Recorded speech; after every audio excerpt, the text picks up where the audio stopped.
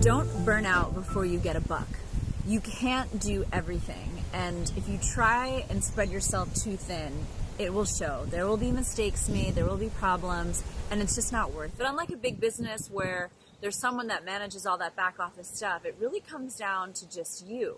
And it's important to learn when you can do the thing that you need to do and when you need to delegate and when your skill sets are better used for something else. When we first started, we didn't have a steady stream of revenue. We weren't getting guests regularly. So, in effect, we did everything. And yes, you all, I did clean a toilet or two in my day, which I would say is important because it's important to know what every aspect of the job is, and for me to know how much time it takes and what are the details that need to be done so when someone else is doing it, I can check it.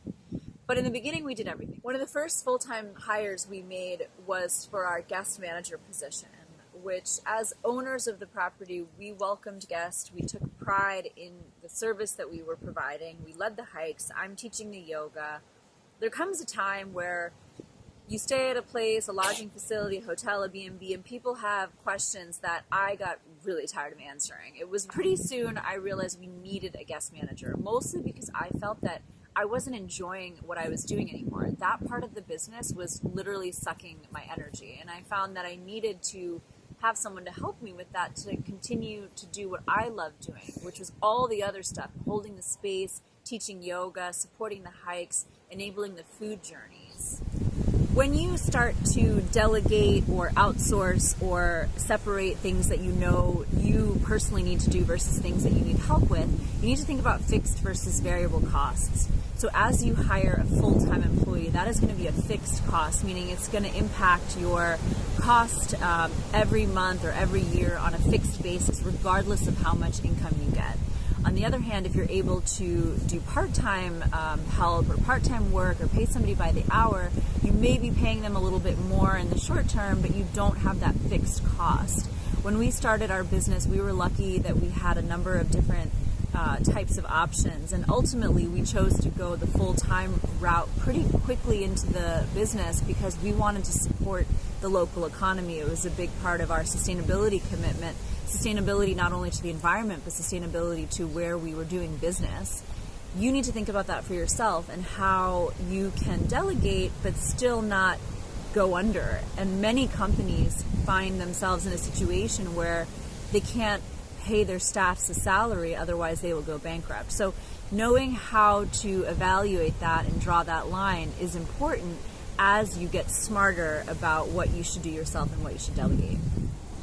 Come into a seated position and get comfortable. So often we hold so much tension in our shoulders and our neck, so just take a couple of breaths, moving your neck to one side and then the other, shrugging the shoulders, and just creating a little space in the neck area. Wiggle the hips a bit and get heavy in the legs. Placing your arms on your body, your left hand on your heart, your right hand on your belly or your solar plexus. This is the area of your power and also connected to your heart chakra. A really special way to know what it is you can do and to be compassionate with yourself about your limits. Taking a couple of deep breaths, exhale everything here. Inhale and exhale. Keeping your head in line with your sacrum, letting your sit bones be heavy. Take a moment to feel your heartbeat, being aware of the connection with what lights you up, with what gives you passion, what gives you a sense of joy. And feeling as you inhale for breathing down a little deeper into your belly, a slower and deeper breath here. As you inhale, consider a count of 1, 2, 3, 4, and exhale 4, 3, 2, 1. Inhale for 1, 2, 3, 4, and exhale, slowly release your hands from your body. Just let them rest on your thighs. They can be palms face down, allowing yourself to connect within. Continuing your deep breath, just allowing yourself to feel the awareness of your heart and your belly. Your hands are on your lap, but you can feel an opening, a spaciousness, and a connectedness. Really honoring yourself, honoring the space within you that allows you to do the amazing things that you do, and also allows you to recognize when you need to lean on someone else or to ask for help. I'm just sitting with this. Continue your breathing.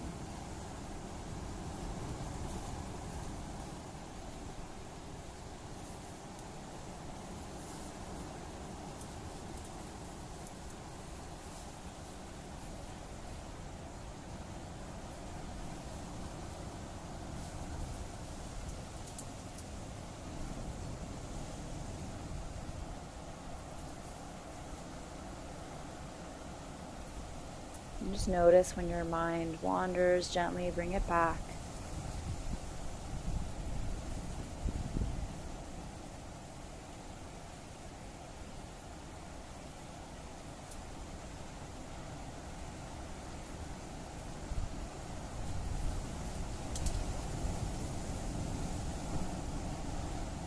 And keeping your neck relaxed, keeping your head high, keeping your breath in your belly.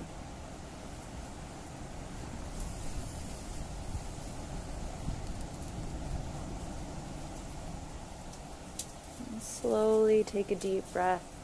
Bring your arms up and over your head. Join your palms together. And draw your hands down together.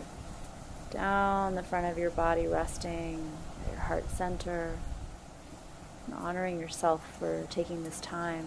Once again, placing your hands on your body. Left hand on heart, right hand on belly.